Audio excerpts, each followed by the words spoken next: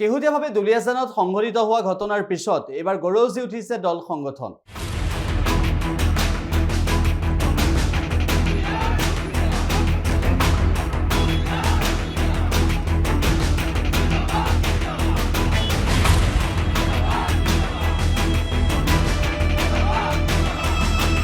শেহতীয়াভাৱে শংকৰজ্যোতি বৰুৱাক সদৌ অসম ছাত্ৰ সন্থাৰ প্ৰাক্তন সাধাৰণ সম্পাদক শংকৰজ্যোতি বৰুৱাক প্ৰথমতে গ্ৰেপ্তাৰ কৰি জেললৈ প্ৰেৰণ কৰা হ'ল। তাৰ পৰৱৰ্তী সময়ত শৃংখল চলিহাক আটক কৰা হৈছে। এই সকলোবোৰ বিষয়ৰ সন্দৰ্ভত প্ৰতিক্ৰিয়া প্ৰকাশ কৰিছে লুৰিণজ্যোতি গগৈয়ে, প্ৰতিক্ৰিয়া প্ৰকাশ কৰিছে অখিল গগৈয়ে, প্ৰতিক্ৰিয়া প্ৰকাশ কৰিছে। লুৰিণজ্যোতি গগৈ দুলিয়াজানলৈ যোৱাৰ সময়ত কেনেকুৱা পৰিস্থিতিৰ সৃষ্টি হৈছিল, লুৰিণজ্যোতি গগৈয়ে কি মন্তব্য কৰিছিল, প্ৰথমে সেই মন্তব্য শুনাব বিচাৰিছোঁ। এতিয়ালৈকে দিয়া নাই, কিন্তু প্ৰথম কথাটো হ'ল গণতান্ত্ৰিক আন্দোলন আৰু গণতান্ত্ৰিক অধিকাৰ এটা মষিমূৰ কৰিবৰ কাৰণে বিজেপি দলে, বিজেপি চৰকাৰে আৰম্ভণিৰে পৰা চৰকাৰ গঠন কৰাৰ পৰা তেওঁলোকে কাম কাজ কৰি আহিছে। জনগণৰ গণতান্ত্ৰিক কণ্ঠক মষিমূৰ কৰিবৰ কাৰণে বিভিন্ন সময়ত বিভিন্ন কূট কৌশল ৰচনা কৰা আমি দেখিবলৈ পাইছো। আৰু শেহতীয়াকে দুলিয়াজানত হোৱা যি ঘটনা, এই ঘটনাৰ পাছত আজি গণতান্ত্ৰিকভাৱে এটা আন্দোলনৰ কাৰ্যসূচী গ্ৰহণ কৰা হৈছিল, অসম বন্ধৰ কাৰ্যসূচী। সেই কাৰ্যসূচীত অংশগ্ৰহণ কৰা বিভিন্ন সংগ্ৰামী নেতা, বিশেষকে বীৰ লাচিত সেনাৰ নেতা শৃংখল চলিহাকে প্ৰমুখ কৰি বিভিন্ন নেতাক কৰায়ত্ব কৰা হৈছে। বিভিন্ন অঞ্চলত কেৱল মাত্ৰ দুলিয়াজানতে নহয়, অসমৰ বিভিন্ন প্ৰান্তৰ পৰা আহি থকা বিভিন্ন নেতা কৰ্মকৰ্তাক এনেকৈ কৰায়ত্ব কৰি চৰকাৰে তেওঁলোকৰ স্বৈৰতান্ত্ৰিক যিটো চৰিত্ৰ, গণতান্ত্ৰিক আন্দোলনৰ বিৰোধী যিটো তেওঁলোকৰ চৰিত্ৰ, সেইটো চৰিত্ৰ তেওঁলোকে উদঙাই দেখাইছে।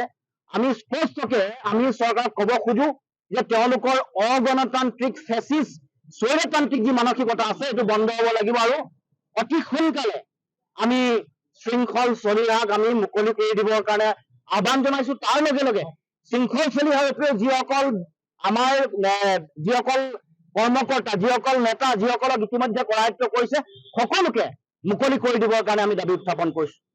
সকলোগিৰি ভূমিপুত্ৰ মানুহৰ অধিকাৰ, মাটি ভেটিৰ ৰক্ষা, ভাষা কৃষ্টি সংস্কৃতি ৰক্ষাৰ কাৰণে আমি আৰম্ভণিৰ পৰা দীৰ্ঘদিন ধৰি আমি সংগ্ৰাম অব্যাহত ৰাখিছো।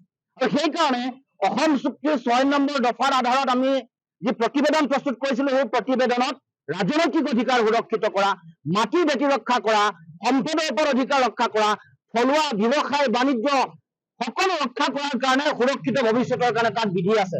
কিন্তু আমি দেখিছো যে কেন্দ্ৰীয় চৰকাৰে বা ৰাজ্য চৰকাৰে এই প্ৰতিবেদনখন কাৰ্যকৰী কৰিবৰ কাৰণে ব্যৱস্থা গ্ৰহণ কৰা নাই। গতিকে আজিও আমি পুনৰ ক'ব খুজিছো, আমাৰ অধিকাৰ ৰক্ষা কৰিবৰ কাৰণে বা অসমৰ খিলঞ্জীয়া থলগিৰি ভূমিপুত্ৰ মানুহৰ অধিকাৰ ৰক্ষা কৰিবৰ কাৰণে চৰকাৰে যিটো গণতান্ত্ৰিক আৰু জাতীয় দায়িত্ব আছে, এই দায়িত্ব পালন কৰিবই লাগিব। আৰু এই গোটেই বিষয়টোক লৈ আমি দেখিছো যে চৰকাৰী যন্ত্ৰৰ ফালৰ পৰা, মুখ্যমন্ত্ৰীৰ ফালৰ পৰা এটা ৰাজনৈতিক ষড়যন্ত্ৰ ৰচনা কৰা হৈছে। এবাৰ অখিল গগৈয়ে কি মন্তব্য কৰিছে, সেই মন্তব্যও আমি আপোনালোকক শুনাব বিচাৰিছো। বীৰ লাচিত সেনাৰ সাংগঠনিক সচিব শৃংখল চলিহাক অসম পুলিচে যি ধৰণে আটক কৰিছে তাক মই নিন্দা কৰিছোঁ। আৰু অসম পুলিচ আৰু অসমৰ গৃহমন্ত্ৰী তথা অসমৰ মুখ্যমন্ত্ৰীৰ ওচৰত দাবী উত্থাপন কৰিছোঁ যে শৃংখল চলিহাক অনতিবিলম্বে মুক্ত কৰি দিব লাগে। আমাৰ দুলিয়াজানত যিটো ঘটনা ঘটিছে, এই ঘটনাটো দুৰ্ভাগ্যজনক। আমি দেখিছোঁ যে বিজেপি চৰকাৰৰ দিনত অসমৰ খিলঞ্জীয়া মানুহবিলাকৰ ওপৰত সদায় অত্যাচাৰ হৈছে। বিজেপি চৰকাৰৰ দিনত অসমৰ খিলঞ্জীয়া মানুহবিলাকে মাৰ খাবলগীয়া হৈছে। আৰু বহিৰাগত মানুহবিলাকে, বনিয়াবিলাকে, যিবিলাকে বেপাৰ কৰিবলৈ ইয়ালৈ আহিছে, তেওঁলোকে আমাৰ অসমীয়া মানুহৰ ওপৰত হাত তুলিবলৈ সাহস কৰিছে। আমাৰ খিলঞ্জীয়া থলুৱা মানুহৰ ওপৰত হাত তুলিবলৈ সাহস কৰিছে। গতিকে দুলিয়াজানৰ এই ঘটনা সেইকাৰণে নিন্দনীয়। মই সেইকাৰণে দাবী উত্থাপন কৰিছোঁ যে অনতিবিলম্বে শৃংখল চলিহাক মুক্ত কৰাৰ ব্যৱস্থা কৰিব লাগে। মুখ্যমন্ত্ৰীৰ ওচৰত দাবী জনাইছোঁ। মই শিৱসাগৰৰ বিধায়ক হিচাপে দাবী জনাইছোঁ, ৰাইজৰ দলৰ সভাপতি হিচাপে দাবী জনাইছোঁ। আৰু আশা কৰিছোঁ যে অতি সোনকালে চৰকাৰে এই সম্পৰ্কত এটা সিদ্ধান্ত গ্ৰহণ কৰি আমাৰ শৃংখলক উলিয়াই দিয়াৰ, মোৰ ভাই শৃংখলক উলিয়াই দিয়াৰ ব্যৱস্থা কৰিব। হ'ব।